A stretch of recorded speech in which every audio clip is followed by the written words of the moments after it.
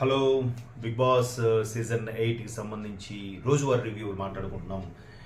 22nd and 23rd day సంబంధించిన review ఒకసారి చూస్తే, నిన్న కొత్త క్లాన్ ఏర్పడినప్పుడు కొత్త క్లాన్ చీఫ్గా సీతు, మన కిరాక్ సీతక్క క్లాన్ చీఫ్ అయ్యారు. అయితే ఎవరెవరు ఏ టీంలోకి వెళ్ళాలనుకుంటున్నారు వాళ్ళకే నిర్ణయం వదిలేసిన బిగ్ బాస్ ప్రేరణని లాస్ట్ వరకు ఉంచాడు. ప్రేరణ అది వెలుగెత్తి గొంతెత్తి కూడా చెప్పింది, బిగ్ బాస్ లాస్ట్కి నన్ను ఎందుకు పిలుస్తున్నారు అని. అదే కాకుండా ముందు పిలిచి తర్వాత సీతుని పిలిచుంటే ప్రేరణ అయ్యేది కదా క్లాన్ చీఫ్. ఇక్కడ గేమ్లోను దీంట్లో చేసేదేముంది అంటే, బిగ్ బాస్ మళ్ళీ మెలిక, మళ్ళీ టాస్క్, మళ్ళీ ఒక రకమైన mind game.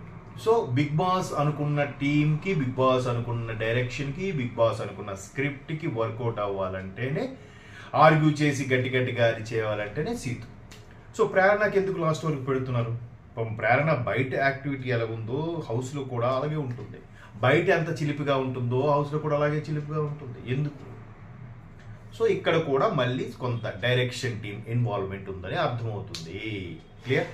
And more over Nikhil ఏదైతే క్లాన్ చీఫ్ని మొదటి నుంచి కూడా ఒక అజమాయిషి టీమ్ హెడ్గా ఫీల్ అయ్యాడో అది కంటిన్యూ కొనసాగుతూనే ఉంది. మామూలుగా ఛార్జ్ తీసుకున్న నిఖిల్కి ఆటోమేటిక్గా క్లాన్ చీఫ్ అయిపోయాడు. మీరు ఫస్ట్ స్టార్టింగ్ డేస్ చూస్తే, ఫస్ట్ వీక్లో చూస్తే అర్థమవుతుంది.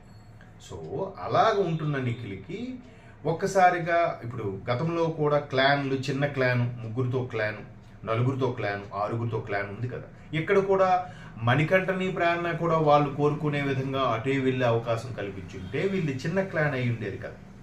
సో ఇక్కడ కూడా మరలా బిగ్ బాస్ లంకి పెట్టే ప్లాన్ చేశారు. అది క్లియర్గా అర్థమవుతుంది. అండ్ మోర్ ఓవర్ దీనివల్ల ప్రేరణకే ఇమేజ్ పెరుగుతుంది, ప్రేరణకే ఓటింగ్ పెరిగే ఛాన్సెస్ ఉన్నాయి.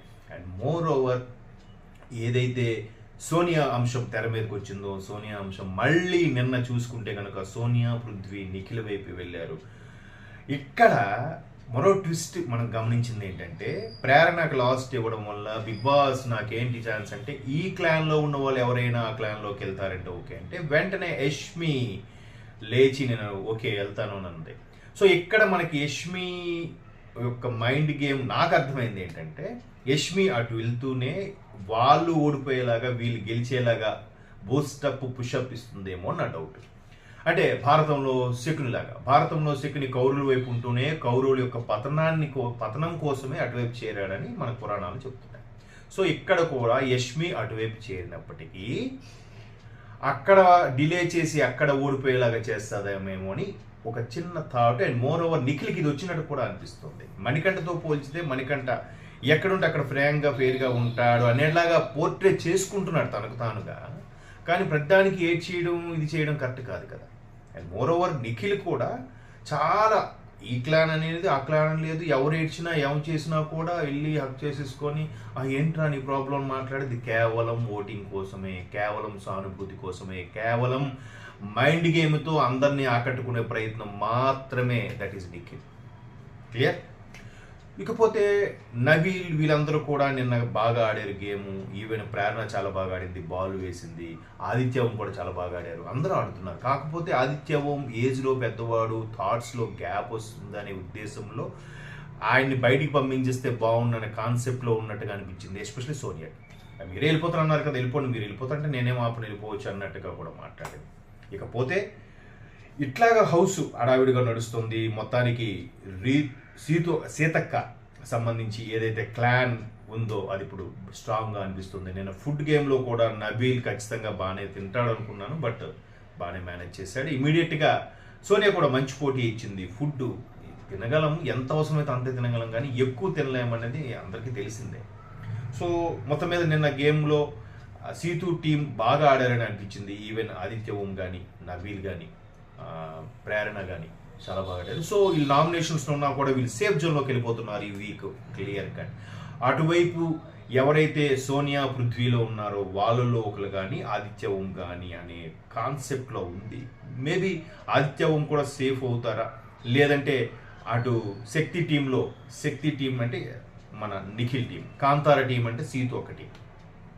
సో శక్తి టీం నుంచే ఎవరు ఎలిమినేట్ అవుతారని కూడా అనిపిస్తుంది. ఇదిలా ఉంటే బిగ్ బాస్ నిన్న హౌస్లో ఒక ట్విస్ట్ కూడా ఇచ్చారు.